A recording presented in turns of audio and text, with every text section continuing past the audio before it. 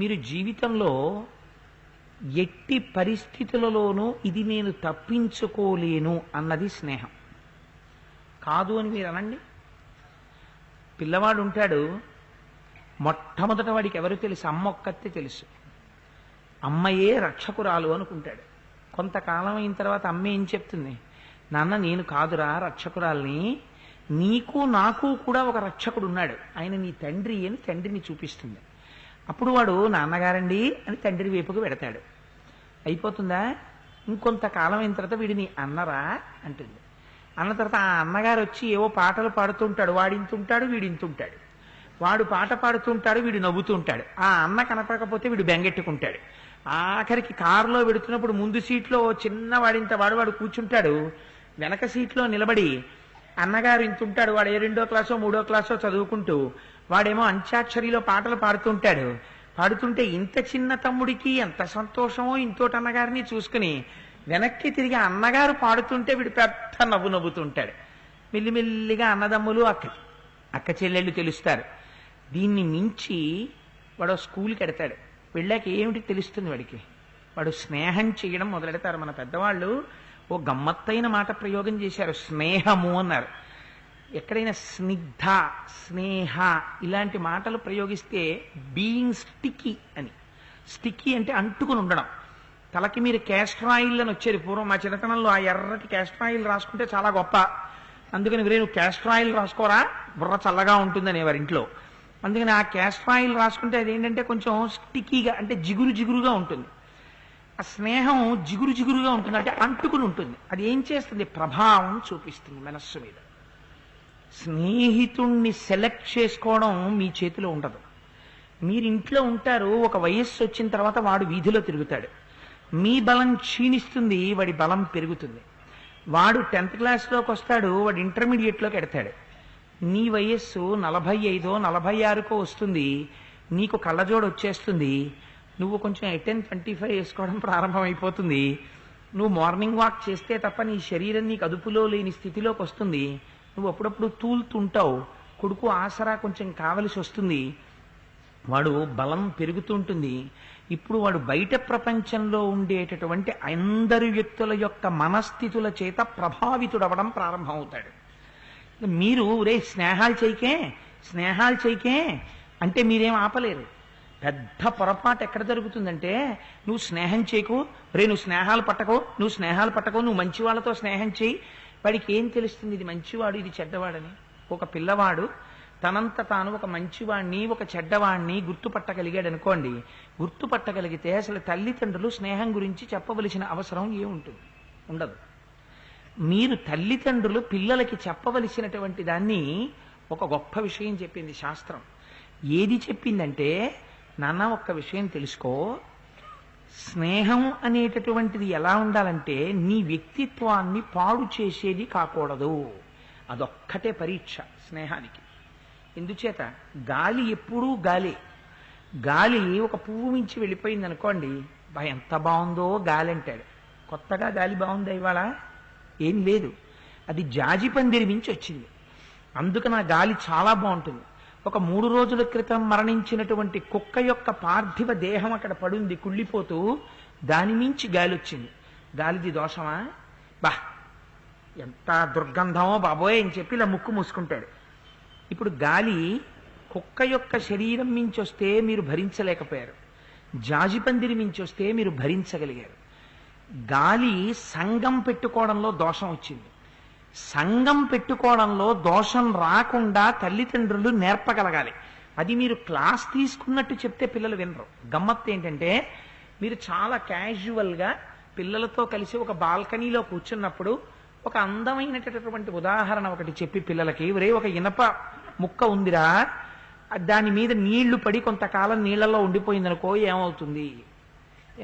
తుప్పు పట్టేస్తుంది. తుప్పు పడితే ఏమవుతుంది? కొన్నాళ్ళకి తుప్పుగా ఇనుము విరిగిపోతుంది. విరిగిపోతే ఏమవుతుంది? ఆ ఇనుము లేకుండా పోతుంది.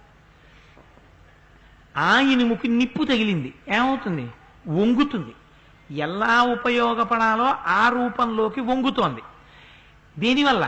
సంగము చేత. నువ్వు ఎంచుకోవడంలో ఉంది. నువ్వు సమాజంలోకి వెళ్ళిన తర్వాత నువ్వు ఫలానా పిల్లాడితో స్నేహం చెయ్యకు అని చెప్పడం వల్ల ఏమవుతుందంటే దెబ్బలాట్లు వస్తాయి పిల్లలకి.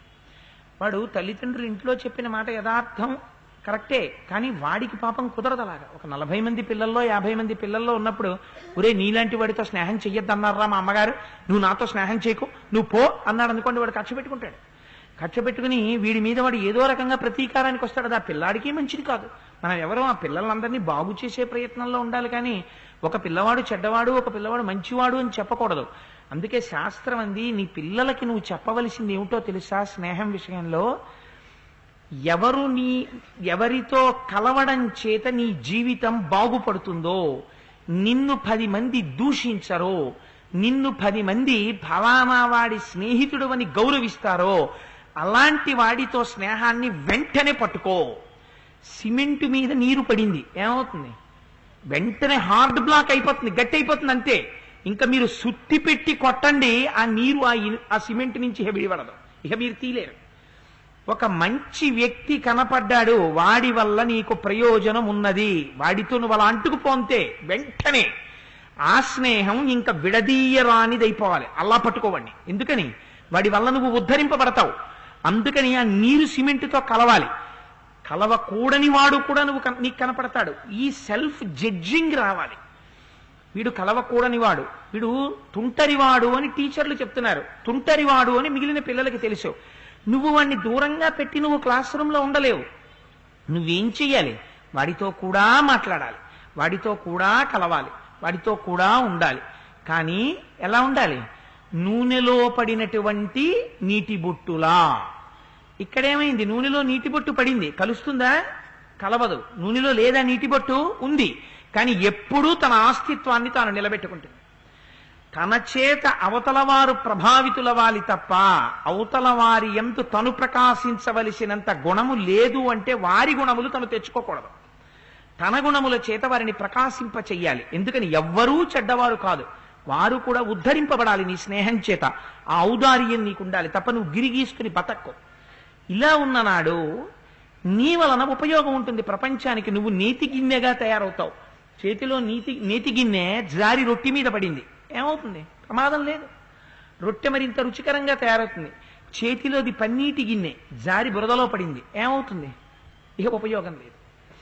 నువ్వు బురదలోకి పడే పన్నీటి గిన్నెగా ఉంటావో, రొట్టె మీద పడవలసిన నేతి గిన్నెగా ఉంటావో, సిమెంటు మీద పడవలసిన నీటి చుక్కగా ఉంటావో, నూనెలో కలవనటువంటి నీటి బొట్టుగా మిగులుతావో, లేకపోతే కుక్క యొక్క శరీరం మించి వచ్చినటువంటి గాలిగా మారుతావో, నిన్ను నువ్వు నిర్ణయించుకోవలసి ఉంటుందిరా.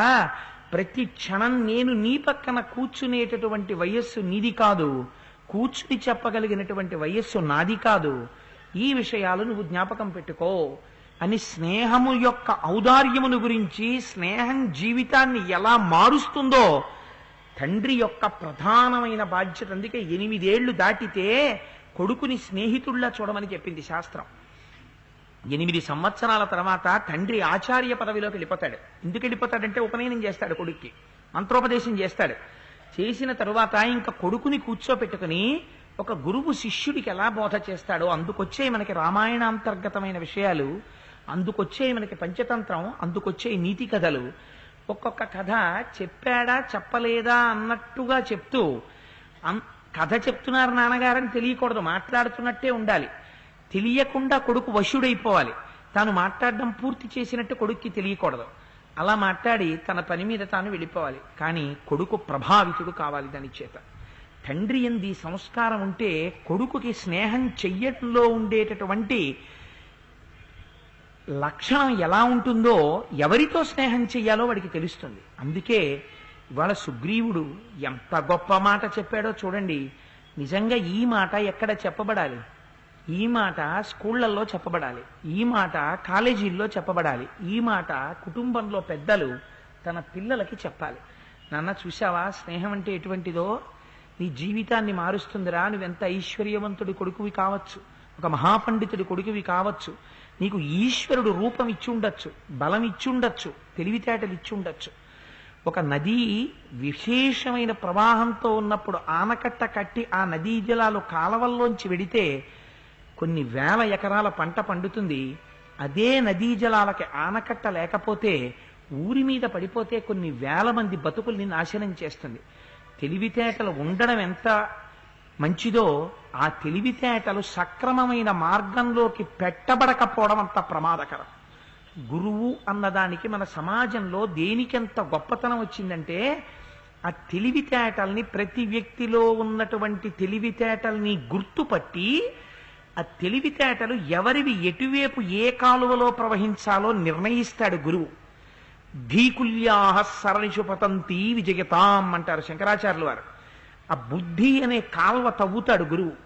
ఆ తవ్వగలిగిన నైపుణ్యం గురువుకుంటే ఒక్కొక్క గురువు మాటకి, ఒక్కొక్క గురువు చెప్పినటువంటి కథకి, ఒక్కొక్క గురువు చెప్పిన సన్నివేశానికి చిన్నతనంలో చిన్న వయస్సులో ఉన్న పిల్లలు భావి జీవితంలో దేశానికి పనికొచ్చేటటువంటి పౌరులు అవుతారు.